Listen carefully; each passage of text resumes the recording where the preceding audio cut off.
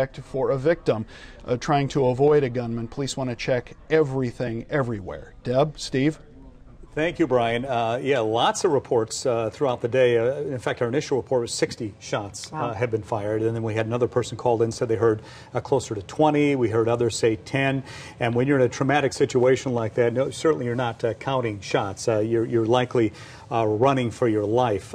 We can tell you, if you hang with us, folks, and we hope you do, in the next 8-9 minutes, we're expecting another news conference from the folks at Clackamas County Sheriff's Office. Will update us on what's happened out there, perhaps give us more information on the shooter, because we don't know much at this point other than he was wearing some sort of a white hockey mask, camouflage, and carrying a gun. So sometime in the next 8-9 minutes, we'll bring that to you. And there's so much information to kind of sift through. Like many of you, I'm catching up on the day's news myself, and I started getting text messages and emails from around the country. Really, a lot of my friends hearing about what was happening earlier today. Let's go to KATU's Megan Cockstein, who's standing by. And Megan, what do you have?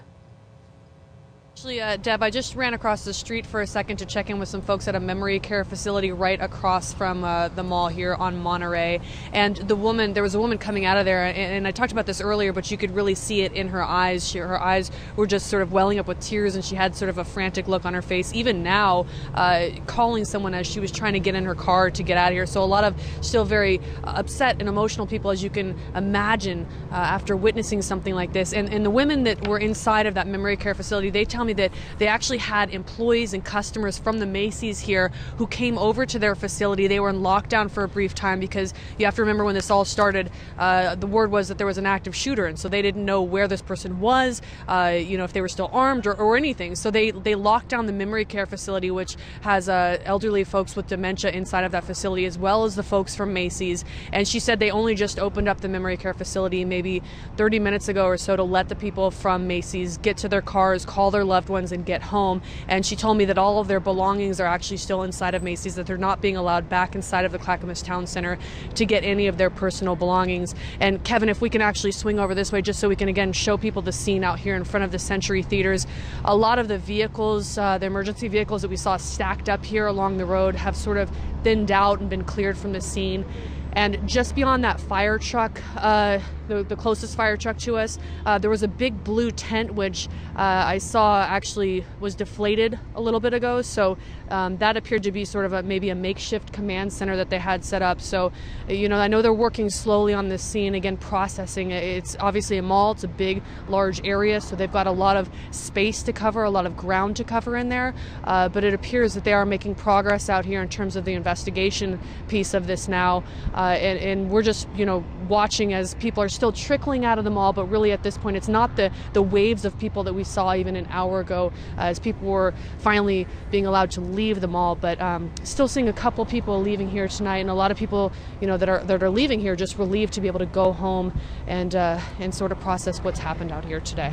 Megan, you mentioned how just broad of an area that is for them to cover. You see the massive amount of responders there at the scene, the police officers, the fire trucks, the ambulances, and all the gurneys that we continue to see coming out of the mall area. They had more than 100 officers at one point, and perhaps still do, down on the scene. I don't think a whole lot of people have left at this point. We have heard from so many people on Twitter, on Facebook, on email, now on YouTube. Here's someone talking about what happened inside that mall. Let's take that.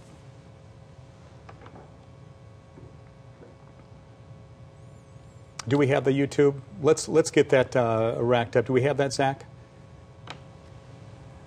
All this coming in. People started running, saying someone's shooting in the mall. A couple was saying that they had heard at least 6 to 7 shots, and they started locking all the doors and telling everybody to go in their cars, so it's pretty crazy. Very much so, and lots of accounts like that throughout the day, starting at 3:30 this afternoon. You can only imagine, folks, if you're out there shopping with your family, perhaps by yourself in the height of the Christmas shopping season, and you hear the pop-pops, some described as balloons going off, perhaps firecrackers inside the mall. You soon learn it's a shooter, and so many people just running, streaming out of the exits as fast as they could go. And at that point, you have to rely on your basic instinct of what to do when you have your children with you. And as we look at, and I've got the map in front of me, folks, and I'm sorry it's not up on the screen for you, but I can tell you that JCPenney is on one side, Sears is on the other. Here it is. That's the map I'm looking at. Macy's smack in the middle, along with the food court. just above that.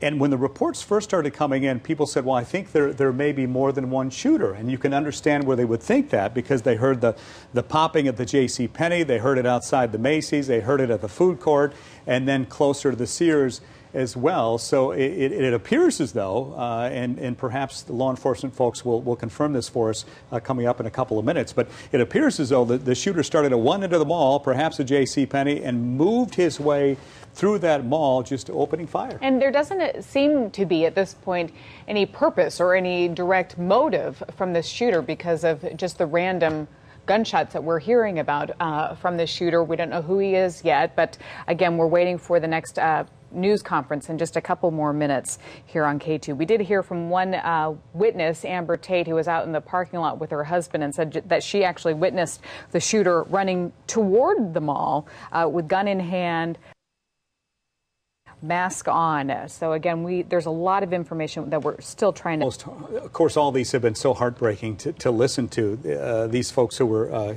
caught in the middle of all this. But one of the most heartbreaking for me was listening to an employee by the name of Evan, who worked for one of the stores, or he would not name what store it was, but he was holed up along with his fellow employees in the back of the store. The place had been locked up, and he was just waiting for law enforcement to come by and tell him they were clear. But you could hear it in his voice. While he was trying to stay as calm as possible, he was very, very frightened, not knowing if the shooter was still out there. Dan Casuto is standing by. As you can imagine, we have all our reporters on this story. Dan, what do you have for us? Well, Deb, we've been here for so long now. We've been able to gather our thoughts, talking to dozens and dozens of people. The first wave of people were actually locked inside the mall, and they started leaving. That was around 4:15, 4:30. We started talking to them, and they were just beyond words, stunned, chilling, horrified. Some of them were in tears. They were holding each other, just trying to comprehend what had just happened, what they had just been through. Some of them were employees at various stores who ushered customers into the back of those stores and locked the door for 45 minutes to an hour, not knowing even what was going on, besides that they heard a noise and people just started running down the mall passageways. And then later on, as more police presence started coming here, more media started coming here, and we can hear helicopters overhead all evening, the second wave of people started coming outside the mall. People who live nearby, people who have friends who work here, people who just saw it on the news and decided they wanted to come here. And they're just standing on the street here, standing on the side, trying to talk to all the news crews here, talking to the reporters, trying to figure out what's going on. And a lot of people, to be honest with you, just bystanders, just curious about all this, wanted to see this firsthand. I want to show you a little bit now. We're going to pan all the way around and show you what it looks like here. You can see that there are just a lot of people still standing on the sidewalk and news trucks everywhere, and these bystanders just trying to figure out what's going on. But the mood here has changed from one where people are coming out terrified and have horror stories to tell, to now a lot of people here were not inside the mall when you talk to them. They just wanted to talk to people inside the mall or talk to us and try to find out what is going on and be, I guess in their words, a part of history to see with their own eyes the horror that has come here to Oregon. Yeah, Steve? It's a part of history we'd rather not be a part of, I should say, Dan Casuto, but You're exactly right. I'm sure a lot of people just congregating around that area tonight after hearing of the news reports. This shot, of course, from Jet Ranger 2 again.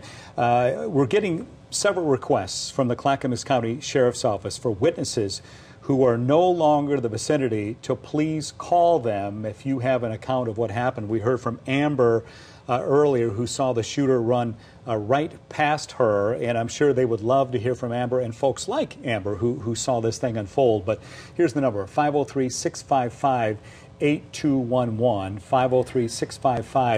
503-655-8211, and you still see lots of lights down there, lots of law enforcement, a few ambulances you see down by the one store on the left side of the screen there.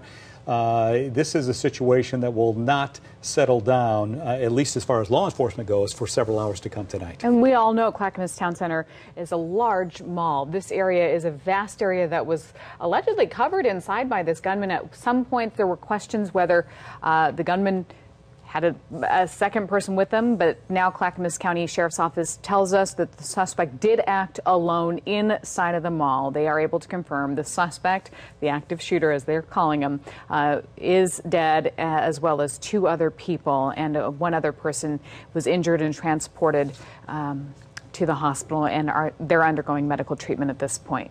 Let's go to Tom Jensen, who's standing by for the very latest. He's been covering this story since it all unfolded this afternoon. What do you have for it, Tom? Oh, Steve, I just talked to 2 women who were in JCPenney's shopping. They got separated when one of them heard the gunshot. She said it sounded like a rapid fire immediately, pow, pow, pow, pow, and then there was a little bit of silence, and then she heard the same thing again. She said at that time the employees, the managers from JCPenney's got all of them moved into a couple of back rooms. They said those 3 back rooms were packed with shoppers, about 75 of them. You know, Melanie interviewed that gal a little earlier who works in the mall along with her sister, and her mother was there trying to pick up her sister, and she had this account to tell about how she feels about her family being okay right now. Well, I'm